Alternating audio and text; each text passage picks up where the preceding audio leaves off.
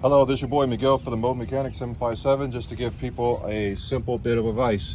You're supposed to change conventional oil every 3,000 miles. This oil right here the customer is using is high mileage. You do not have to buy high mileage if you do not want to. But if it's part of our oil package, go ahead and do what you have to do.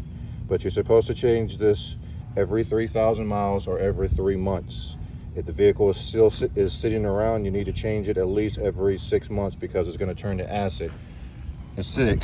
And as you can see, I just changed this oil. It's hard to see because of the glare, but I had a lot of sludge and metallic items coming out and little bubbles and all that great stuff.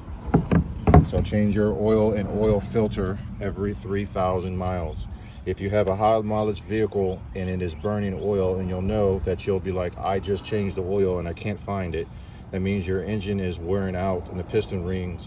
And all you have to do is continuously check the oil every week, and it will save you from buying an engine. Putting in oil is cheaper than buying a whole brand new engine. If you like these videos, please like, subscribe, and share. Thank you.